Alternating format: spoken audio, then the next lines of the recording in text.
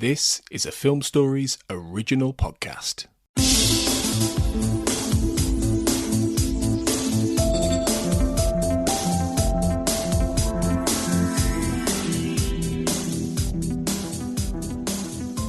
Welcome to the X-Cast X-Files Podwatch, episode 36. We're covering Avatar and Quagmire. I'm your host, Zach Moore, and with me is Sarah Blair. What's up, Sarah? Hey, how's it going? It's going great. I'm very excited to talk about, well, both of these episodes, but I'm very excited to talk about our second episode, and we can get into why a little later on. We got to give Avatar its time in the sun, so let's get right into it, because we're going to have a lot to say today on the X-Pod. Yeah, I can't wait to talk about Skinner, and then my favorite episode ever.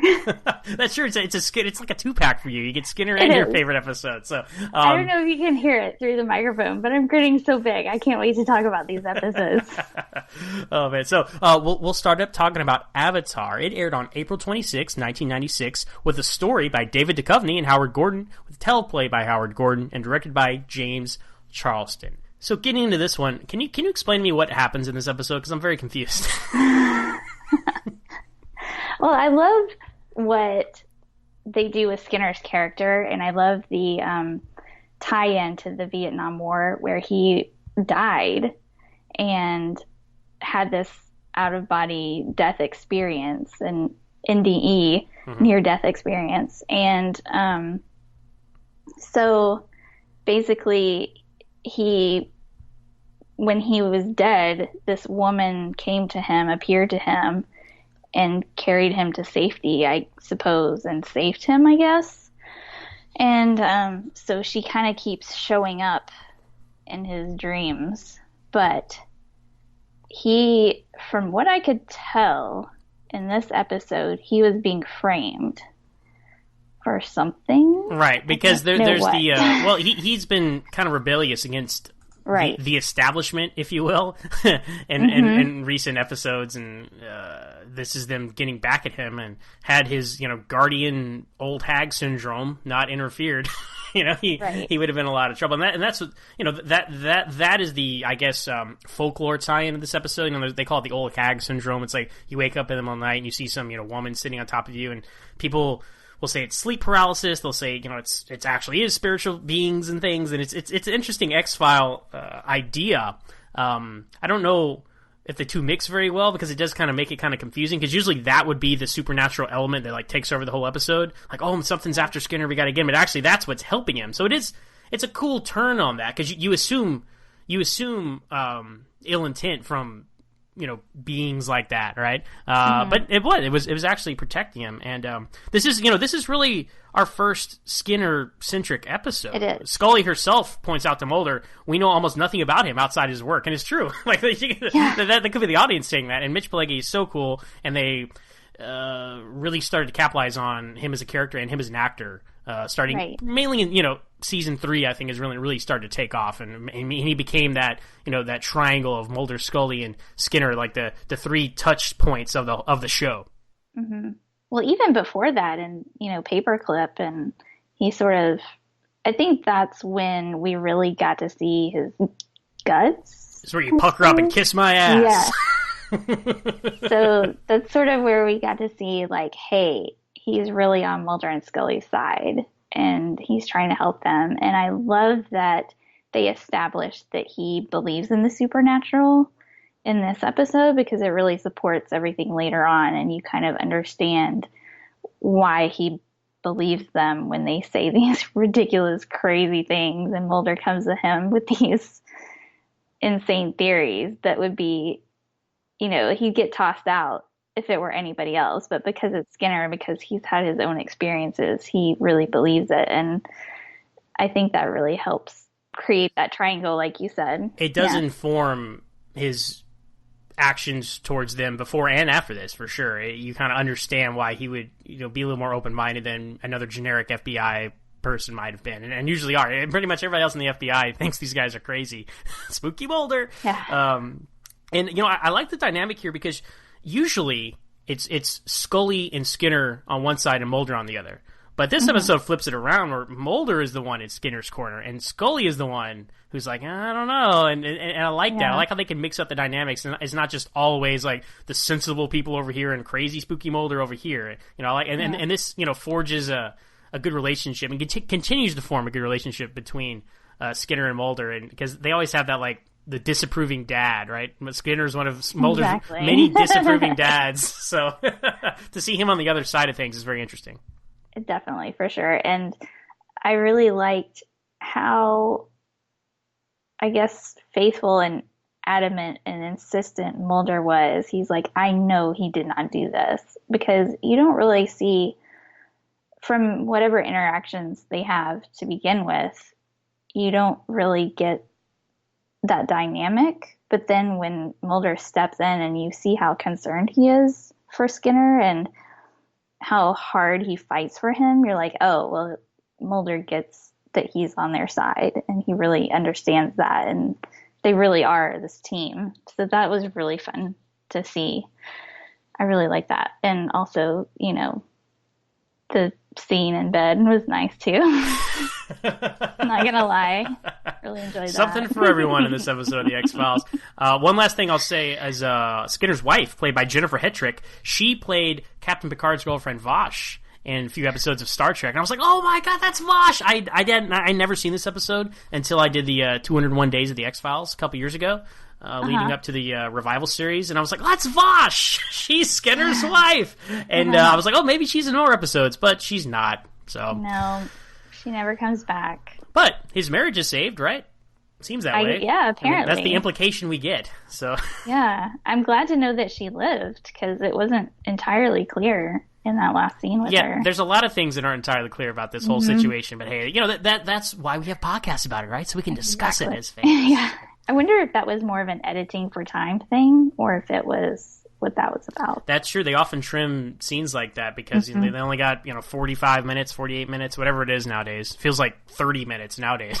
So many commercials. It does. Yeah, got to get those commercials in there. Well, that's what I want to see in season 11. I want to see Skinner and his wife, right? We want more Skinner in season 11. Let's bring his wife back. Let's get some more stuff going on there, right? We see Mulder's and Scully's entire family. They'll give us just one more glimpse at Skinner's life. Come on, guys. So I just want more Skinner. I just want him to have his whole show.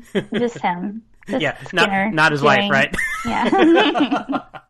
No, she needs to be gone.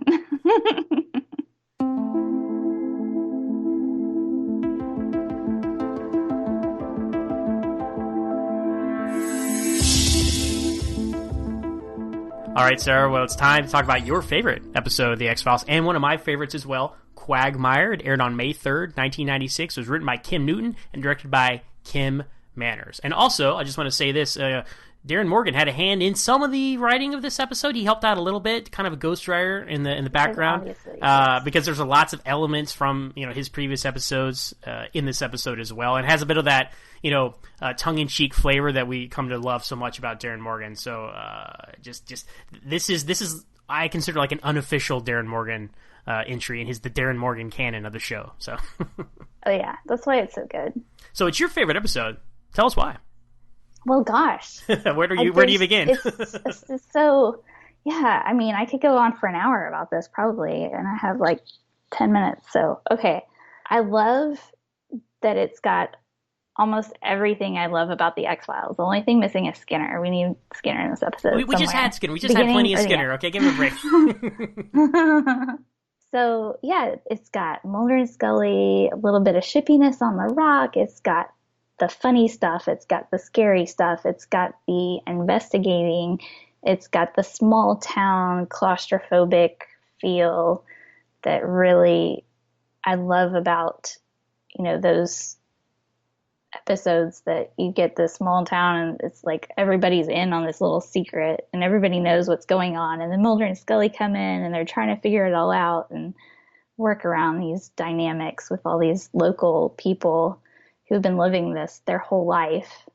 Everybody knows the legend of Big Blue and they all believe it because, Hansel's cow got eaten and, that kind of thing. So yeah, it just has every element of the X-Files that I really love.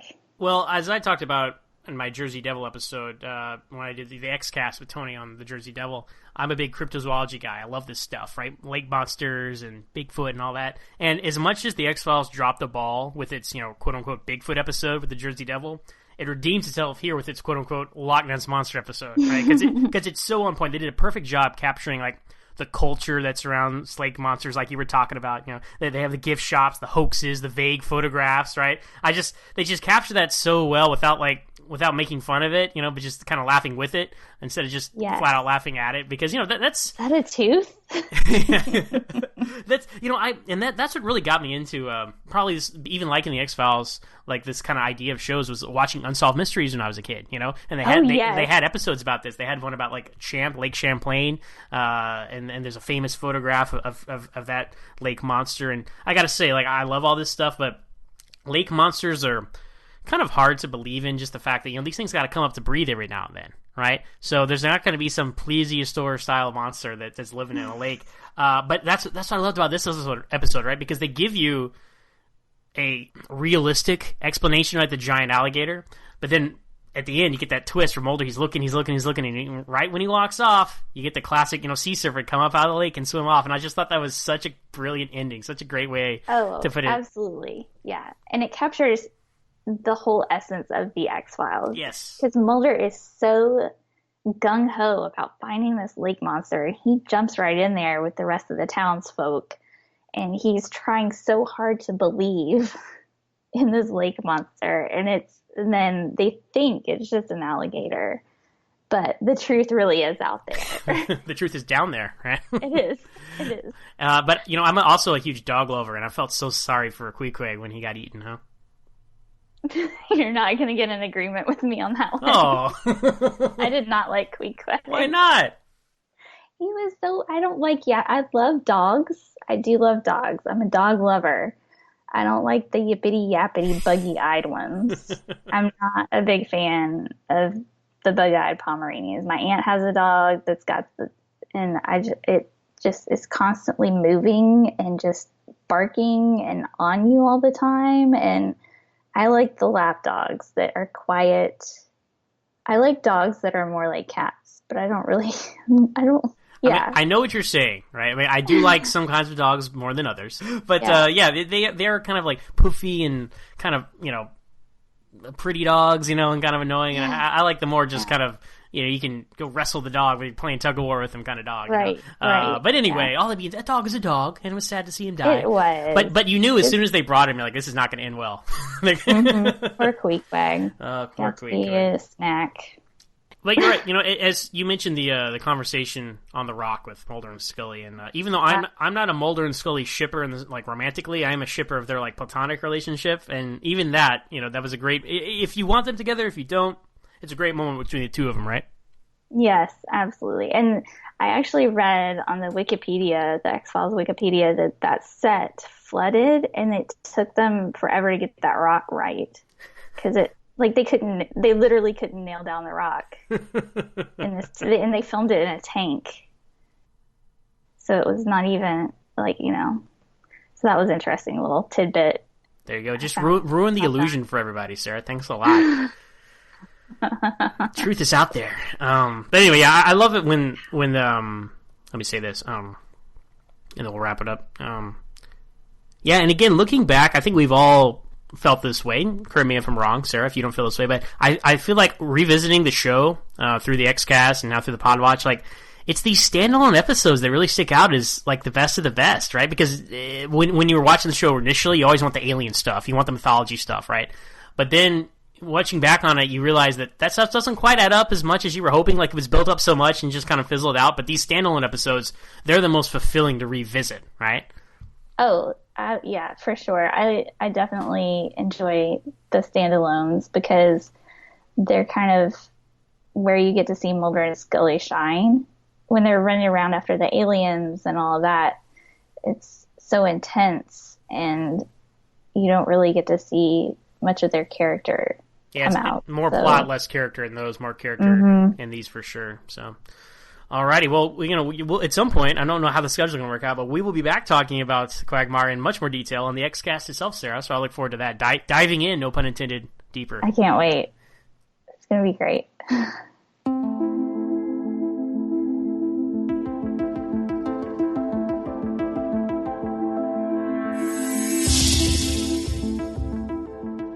All right, well, that's going to do it for us today. Sarah, if people want to find you and talk to you more about Quagmire or Skinner, where can they find you out there on the internet?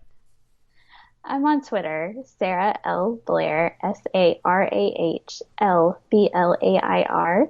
And I'm also at www.sarahlblair.com. It's my website. And yeah, I'm happy to talk about Skinner, Quagmire, anything X-Files or book related. I have a book out too called Darkness Shifting. And it's like X-Files meets King Arthur. So that was a lot of fun to write. Sold. As for me, you can find me on Twitter at Big Blue. No, I should. Like, if I was like a real inside baseball X-Files guy, my Twitter handle would be like Big Blue or something like that, right? Mine was. My AIM in high school was Big Blue 82. Oh, that is legit, fans. You know she's a true fan, AOL. Guys. True fan right there. So good, Sarah. So good. But sadly, my Twitter handle is not Big Blue. It is Moron Zach at MOOREONZACH. I'm also the host of my own podcast, Always Hold On to Smallville, where we talk about each and every episode of that young Superman show. You can find us on Twitter at Always Smallville. And one more podcast I'm a host of is Standard Orbit on the Trek FM network. We talk about the old and new adventures of Captain Kirk and the Enterprise over there at Trek FM. You can find us on Twitter at Trek FM. And as for the Xcast itself, you can find us on Twitter at the X_cast and our Facebook patron group, the Xcast X-Files Podcast Fan Group. So just search the Xcast on Facebook and you'll be able to find us on there. Well, tomorrow the Podwatch continues with 2 episodes, Wet Wired and Talitha Kumi. I don't know if I pronounced that right, but Tony will be back to set me straight if I was wrong. But until then, guys, trust no one.